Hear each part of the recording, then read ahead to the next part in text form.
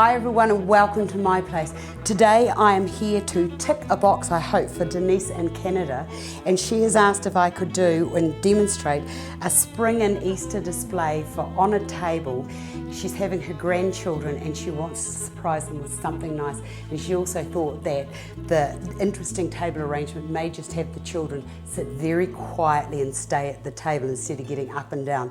Well, I'm here to answer your request, Denise. I have a footed container which I've made a little bit higher than what I would normally do, but I thought that the children might actually sit up a little bit straighter and want to look and see what's inside it.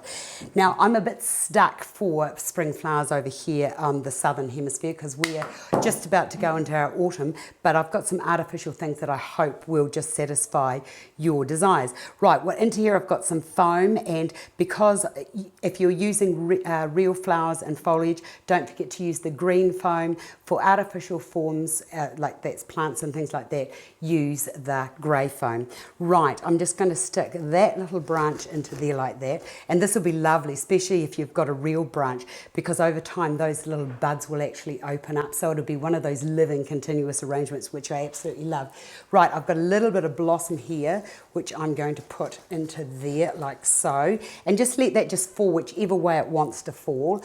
I've also got, I've got some little pieces of blossom here. So you might find the littlest, tiniest little bit of blossom that you might be able to just poke in and around in here to just extend that blossom out. And I'm sort of trying to make sort of something that's a little bit like a wee woodland area. So that can just sit into there. So all of a sudden now, just by putting those into there, I've actually made the arrangement sort of like, I've extended the arrangement ever so slightly.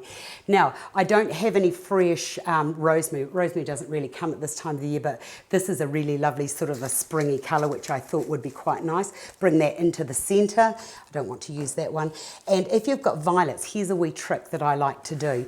Get like a little shot glass, or even like the sherry glass or a wine glass that's had its little stem broke, the little flat bit taken off. I use those quite often, and all I do is get into here and then push that right down into that foam like so. Fill that with some water, and if you've got little things like violets, they can just sit on the top like so. Pushing that down and then covering it with the moss so that you can't see the edge of the glass.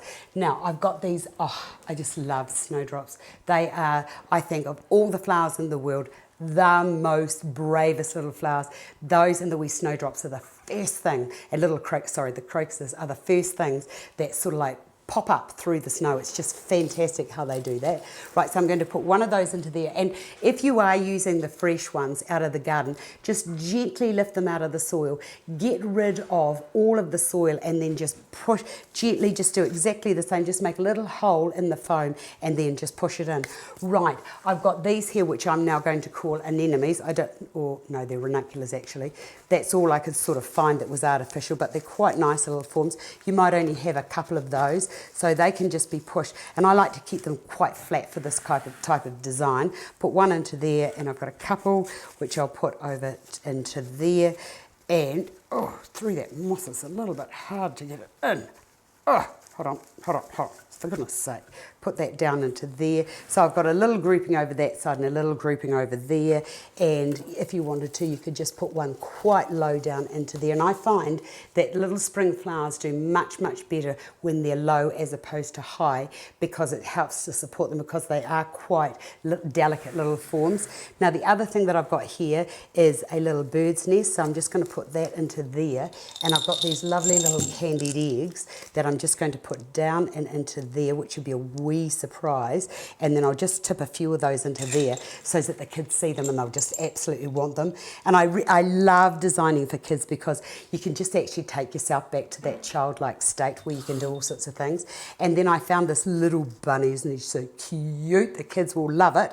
So one moment, I'll get a piece of wire. Now, to stick something like this into here to stop it from wiggling, just get a little bit of wire and just shove that up there like that, and then that can just be pushed. Oops, it fell off.